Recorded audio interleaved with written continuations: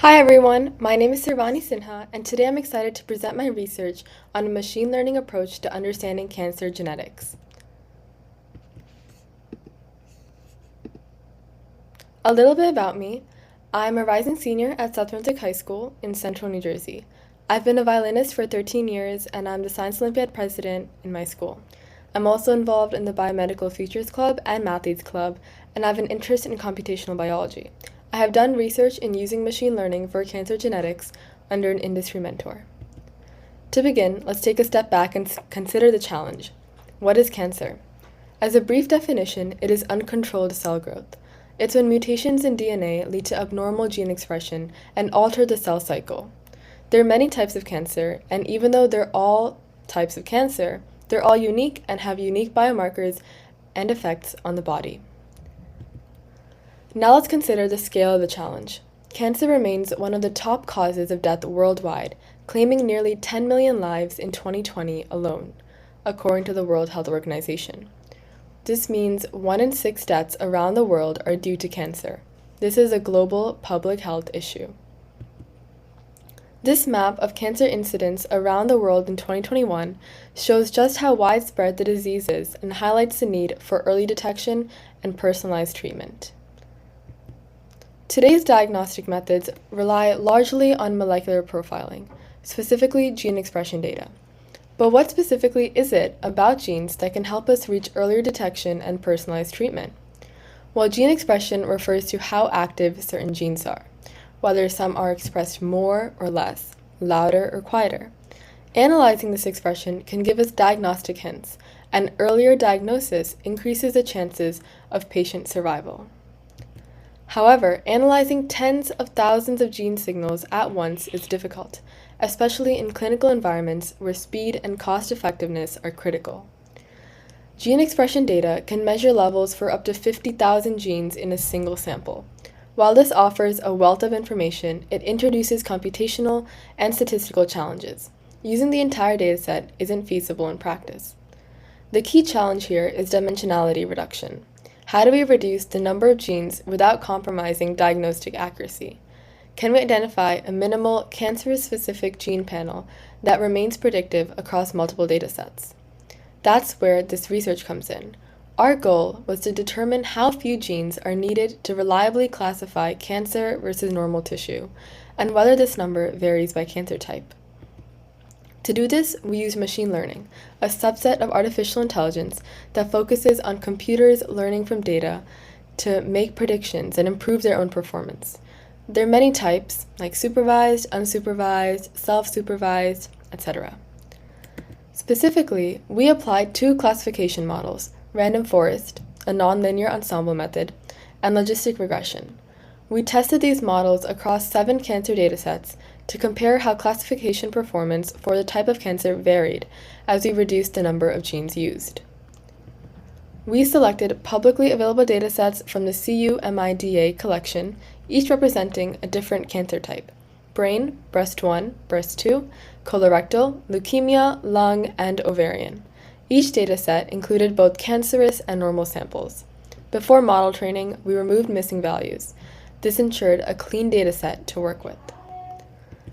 Our first modeling approach was the random forest classifier, which builds multiple decision trees and ranks gene importance based on the mean decrease in gene impurity, a measure of how well each gene splits the data. For each dataset, we trained the model on an 80-20 training testing split. We then extracted the top 10 most important genes and evaluated how classification accuracy changed when we used only the top X number of genes instead of the full dataset. This let us observe how many genes were truly necessary for high performance. In several datasets, such as leukemia and lung, the random forest model achieved 100% accuracy using only the top 10 genes. Even more impressively, leukemia reached 80% accuracy using just 1 gene. The data table on the slide shows the significantly altered genes in each of those cancer types. Next, we applied logistic regression to the same datasets. Here, gene importance was based on the magnitude of the model's learned coefficients. Again, we tested accuracy using just the top 10 ranked genes. To quantify this effect, we introduced a metric called relative importance.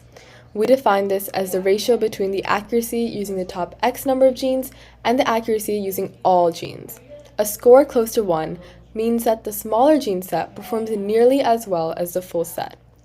Leukemia once again achieved perfect accuracy, and lung reached 94%, both with relative importance scores close to 1. However, results varied more for other datasets. Colorectal's accuracy dropped to 39%, suggesting that linear models may fail to capture more complex or nonlinear relationships in gene expression. Comparing the models, we see that random forests generally outperform logistic regression on cancers with complex or heterogeneous gene signatures, like colorectal or brain, due to its ability to capture nonlinear interactions. On the other hand, logistic regression worked well for cancers with linearly separable signals, like leukemia and lung. These findings have meaningful implications for cancer diagnostics. For example, the fact that leukemia can be classified with just a single gene suggests the presence of a dominant biomarker, something that could drastically simplify testing and reduce costs. The variability between breast 1 and breast 2, two datasets of the same type of cancer, also highlights the importance of understanding cancer subtypes when designing diagnostic tools. Overall, compact gene panels made up of 1 to 10 genes are more scalable, affordable, and faster to implement in clinical settings. Our approach helps automate the selection of such panels from large gene expression datasets. As previously mentioned, this research is a stepping stone to having cheaper and faster diagnostic methods around the world, addressing the growing public health concern that is cancer. We also saw variations between the two methods used. Random forest generally excelled in more complex datasets, while logistic regression worked best when expression patterns were linearly separable. This indicates to us that hybrid models that combine linear and nonlinear approaches may offer an even more comprehensive diagnosis. This also leads us to personalized medicine, which is when patients get individually tailored medical care for their illness. In this case, that would be according to their genetic profile. Of course, this study has limitations. We didn't perform external validation, so future work should test whether these models generalize to a plethora of other independent datasets. Lastly, we can see that ML has a vast potential to revolutionize biology and medicine, from research to clinical use. Here are my references. I would like to thank my mentor, Dr. George Shikhan, for supporting me in my research. I would also like to acknowledge the GHLC at JHU and its organizers for this opportunity. Thank you all for watching, and here's how you can contact me.